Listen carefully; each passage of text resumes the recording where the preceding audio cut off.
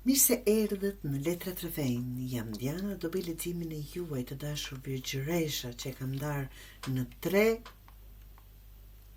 lëmi, ta quaj ashtu, financa, ekonomi, dashuri e ardhmja dhe rezultati.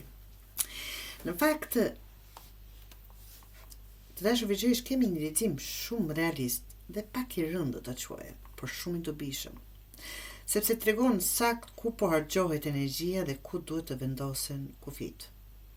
Ky është një lexim në fakt për dikë që po mban shumë mbi vete, po mendon shumë dhe po jep më shumë se sa duhet. Kemi Hermit, që është dietari, që pasqyron në fakt virgjëreshën, mbreti i shkopive dhe nën të monedhës. The Hermit apo dietari tregon një fazë tërheqje. Nuk je në fazë zgjerimi, je në një fazë reflektimi, të dashur virgjëresh.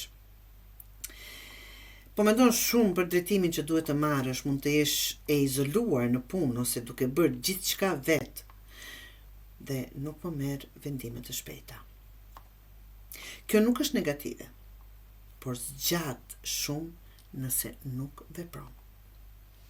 Mbreti i shkopive, të dashur, ky është një potencial i yt real. Leadership, iniciativë, guxim, ke aftësi për të drejtuar, për të nisur diçka dhe për ta marrë kontrollin në dorë. Problemi nuk është potenciali nga që e ke, por që nga që nuk po përdoret sa duhet. Nën të monedhës, kjo është pavarësi financiare. Kjo tregon që mund të arrish në një nivel shumë të mirë vet, pa u varur nga të tjerët. Je tërhequr pra dhe po mendon shumë, ke potencial të madh për të vepruar dhe nëse e përdor, do të arrish pavarësinë dhe stabilitetin. Kaq e thjeshtë. Mendimi pa veprim nuk të çon askund. Duhet të kalosh nga analiza në veprim virgjëresh. Rendi dytë është 10 të monedhës, 4 të kupës dhe perandori. Kjo është pak pjesa më e rëndë e këtij leximi. 10 të shkopive je lodhur. Kjo nuk është dashuri e lehtë, është barë për ju.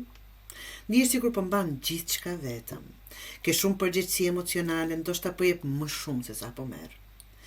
Dhe 4 të kupës, këtu vjen ajo mërzia, si lloj depresioni, edhe kur ke mundësi nuk të mbushin më. Nuk të përfaqëson më. Nuk ndihesh e kënaqur, të them,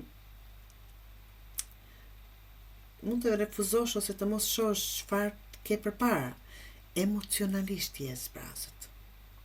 Dhe perandori, kjo është kthesa, kontrolli, rregull dhe kufi. Vendos limite, nuk lejon më të shfrytëzojnë me drejtimin e situatës.